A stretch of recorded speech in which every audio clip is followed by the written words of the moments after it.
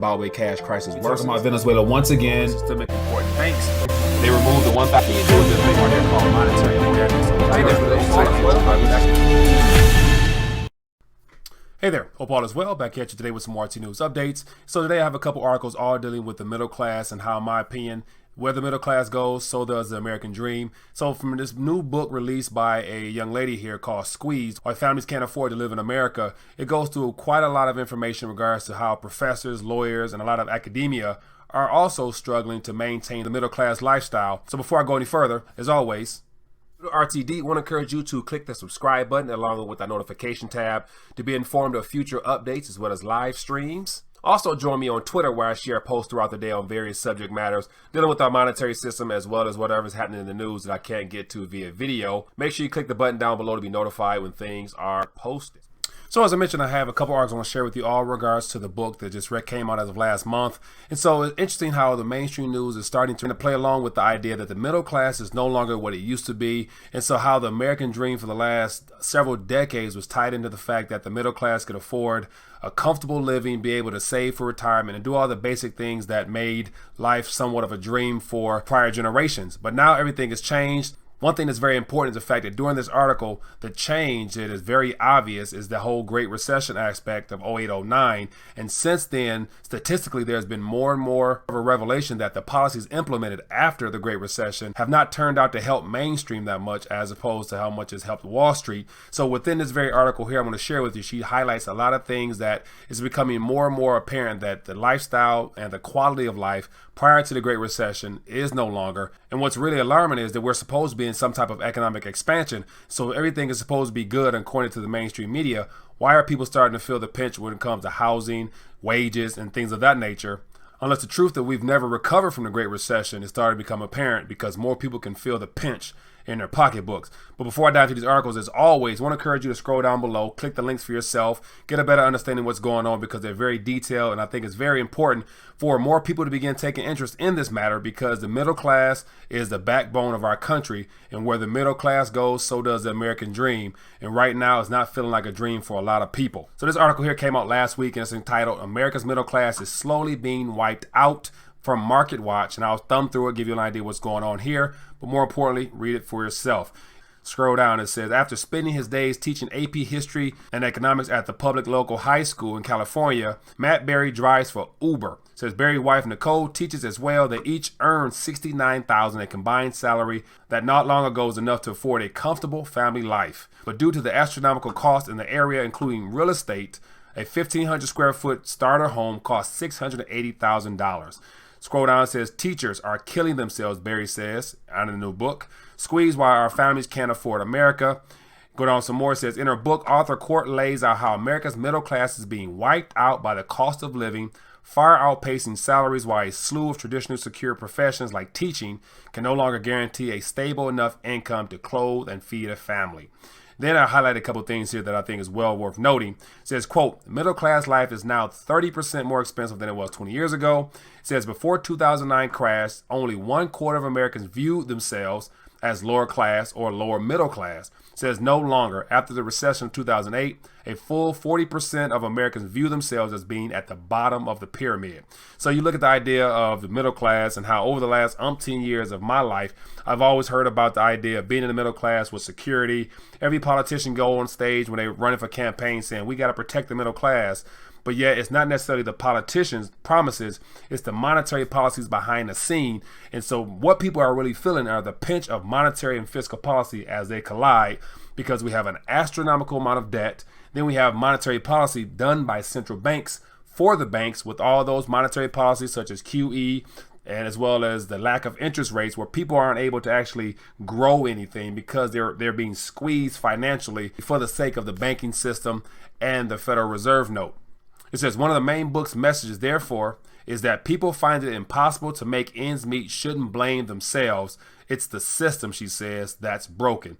And so it's good to say that in her book, which is 300 and some pages long, to summarize it, it says the system is broken. So as more people begin to wake up to the reality that the monetary system has been designed for the public to fail, primarily because the central banking model of extracting as much wealth out of this country in the form of having our national currency, which is an actual instrument of debt that our government borrows from it, we have been drained completely out of any type of growth potential because you can't grow and prosper in a debt-based economy. And right now, people are well beyond their limits of being able to sustain this current lifestyle as everything around them gets more expensive. And we're supposed to be in an economic expansion. So something is not lining up. And then it says the main problem is basic lack of 21st century safety nets for families. So that right there, I disagree. It's monetary and fiscal policy, which is out of hand. The debt paradigm of being able to reach into the future and extract future wealth for today is up. And so that's the premise of all this stuff here. But if you scroll down, it gives you more details as to how lawyers and how professors, college professors are having hard times, and how just the whole workforce is no longer what it used to be, because we're reaching a peak point in the ability of all these institutions and business to continue to grow further, given the fact that the monetary environment is very fragile because of this QE and all the monetary policies implemented, which is never designed to help Main Street. It was always designed to prop up the financial institutions. So some very good information here. If you're interested in reading for yourself, I encourage you to do so. Is the next recession? Recession will be. Will be a recession. We're going to hit a recession. The date of the next recession. A U.S.-only recession typically lasts 8 to 10 months, but a lot of things about this particular one have not been typical. So A crash is coming. Now, whether it's 6 months from now, 12 months, 36 months, no one knows. I go to bed every night, I dream of another recession. If you know what to do, if you have the right plan to set up, you can make a lot of money from this.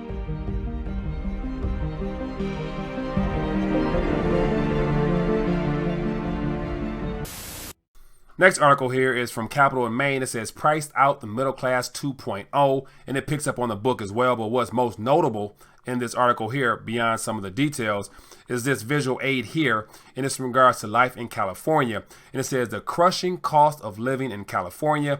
It says a family of 4 in the city of San Francisco needs $148,000 per year to enjoy a modest yet adequate standard of living with a modicum of economic security. It says the cost of San Francisco median single-family home surged by $205,000 in the first 6 months of 2018. It says cost of typical homes started of July, $1.6 million. It says the median price of a condo leapt from $71,000 to $1.2 million during the same period a year earlier. So just those numbers alone let you know how bad it is in California, not to mention how it is in New York as well. But yet that is an idea of how the middle class is being priced out of this American dream. And so to go into the very next article here from Money Watch, it says, want a middle class life? Prepare to pay up. So this also hints on the same book. But what was very interesting is the idea that the cost of living has gone up substantially because of monetary policy, along with the idea of fractional reserve banking, which credit extension in the form of digital Federal Reserve notes have far outpaced the demand. So all those additional digits and paper that has come into existence since this Great Recession have flowed into assets, tangible assets, which is causing prices to rise. So here's an idea here where the asset bubbles lie. It says inflation of select items 1998 to present. So here you go back to 1998 as the starting point, and you see what goods and services have increased exponentially since this whole invention of unprecedented monetary policy. And so here we have college tuition, 180%, childcare, basically being able to take care of your child is taking up a lot of people's disposable income. Then you have medical care and, of course, housing, which is exactly why California and other states on the coast are very expensive. Then you have food, but then some of the other necessities we need for our life, which are more in the deflationary aspect right now, are clothing, furniture, and bedding, housing, and look at televisions at the very bottom.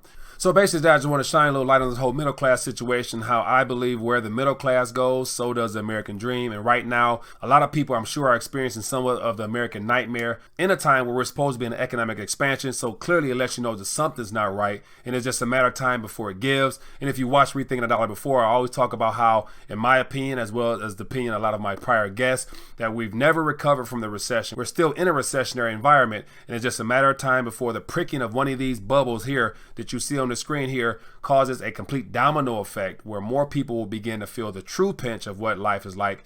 And then the banking system will be forced to do more of the same unprecedented monetary policies, which has caused this tight pinch now. And therefore, it will become even more uncomfortable to survive because our currency at the end of the day will be at stake here, because it will not be able to purchase even nearly what it is able today. So other than that, I would love to hear your thoughts on this information. Please leave a comment down below. If you find this informative, give me a thumbs up, as well as share this with your family and friends so more people can find out how this current paradigm we're in now has already shifted, because it's not about sustaining the middle class. It's all about sustaining the 1% / the higher net individuals, which happen to be in the banking sector and Wall Street and things of that nature, at the expense of you and I. So other than that, look forward to bringing you more news. See you later.